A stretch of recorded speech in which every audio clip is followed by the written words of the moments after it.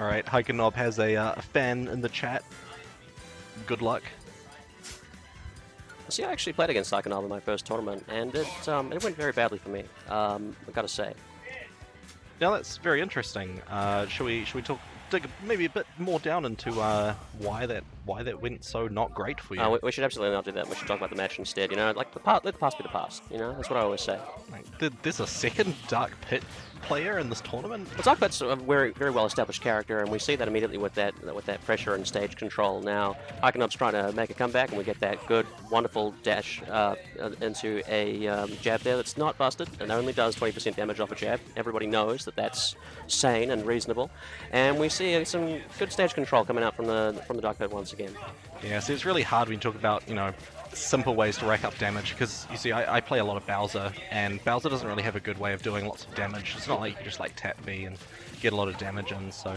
Well, Bowser is certainly a character that's known to struggle to kill, and that's something that we definitely don't see with the likes of Inkling or Dark Pit. Inkling, very well known for being able to kill easily without roller, and Dark Pit of course has his side B, which is the best move in the game, and as we see there, flawless recovery. As we see there. That's right. Despite us sort of not mocking it, is actually a decent move, easily punishable, but using it as a recovery option is quite interesting. I haven't really seen that, mainly because I haven't really seen Dark Pit being played, but yeah, it does cover the defensive options quite well. Yeah, also that was one hell of a forward throw. That nearly killed the Inkling. 150% have been at least still very high, but forward throws are not what you would typically associate with kill options. And we have a very even game here, folks, with it back here totally changing that and proving the truth of the commentator's curse there. That's right. Alright, Inkling taking quite a bit of extra damage here. This is bad news bears a little bit for this Inkling, because if they don't manage to kill this pit, then every single point of damage that this Dark Pit gets, that's another one that's closer to winning this match. And we've seen here, I think the secret to this Dark Pit's success has been the consistent stage control, where they've held the center of the stage and made sure that Inkling can't get in and is constantly under ledge pressure. A couple of missed punishes there coming out on the ledge. Obviously, easy to say when you're spectating. I know that I miss pretty much every punish. I go for it and then I just get punished because my punishes are real bad. That's beautiful commentary and stuff right there. And we see, there we go, nearly dying. But this Dark Pit is invincible. I think I think that's why people play Dark Pit instead of real Pit, because Dark Pit's a degenerate. He's not going to hell. He's from there. Whereas Pit would have died there. It's a guarantee. That's why this guy's living to 180%, and I respect that. Until 193.4%. Excuse me. Well, I mean that's Inkling for you. She's very known for killing early without the roller. Yeah, and I guess that's the tricky thing, is if you can't get in the roll to... is it up smash or up tilt? That's an up smash, yeah. Up smash. If you can't quite get that combo in... I mean, if you can, that you're certainly on a roll. Beautiful down smash at the alright, commentator's curse, I get it. Alrighty then, alright. Down smash, also able to do that. Yeah, HikerNob's one heck of a player, and we see him making a comeback here. He's starting to get that stage control in play. And walling out with back is.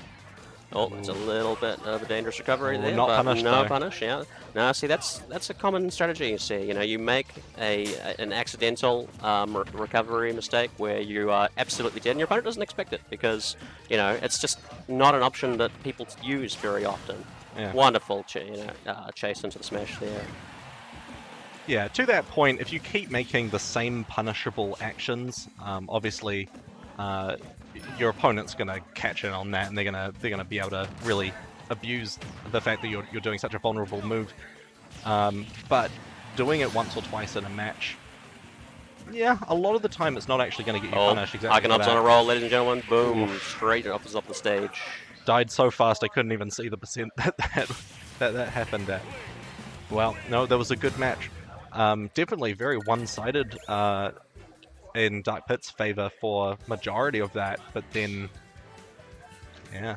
Well, what changed is that HikerNob started to get the best of some of the ledge scenarios, and then started to take stage control, with some fantastic dash chases into smash attacks, knocking that Dark Angel straight off the edge of the stage.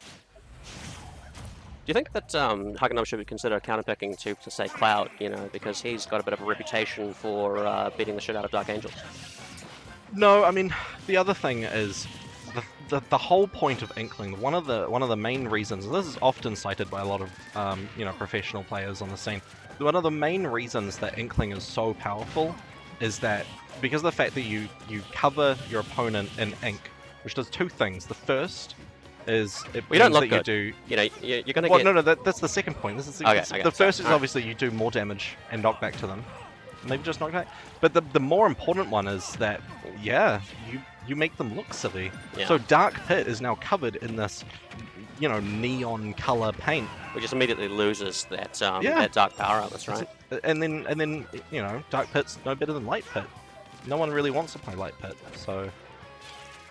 It's been focusing on the game. That HikerNob once again maintaining good stage control and getting the roller kill into the up smash there, and we see immediately again maintaining that stage control and really running rush shot over Dark Angel here. That was beautiful, absolutely beautiful grenade dirty. into the That kill was there. amazingly. That was just. I mean, I'd upload that, but you're not allowed to put that kind of illicit content on the internet. You know, wait, are we streaming this? My God, we're violating streaming laws left, right, and center right here. But no, there was a very sick set combo there from the Inkling, completely catching Dark Pit off guard. Well, and almost threatening a 3-stock there, you know. I mean, I'm not going to say that because I don't want to curse our dear HikerNob with Well, no, commentators because you there, curse but- it in the other way. So the way you do this is you say, Inkling is Inkling looks like they're going to be able to get a No, 3-stock. no, look, So metagaming, yeah, so that's how it happens. metagaming commentary's curse doesn't work, okay? You know, I just did it. No, I mean, I just said, they're gonna get it, and then they didn't. No, but that's what I'm saying. That is commentator's curse. That's how it works. You said something will happen, and then the opposite happened. But, whereas if you'd said maybe, it doesn't look like it's going to be a 3-stock, then HikerNob would have gotten a really sick combo, which wouldn't be surprising because he's an incredible player. Right. So you were gunning for the 3-stock. I was just trying to prove a point that commentator's curse is a real thing. Oh, I see. Oh, well, thank you for that.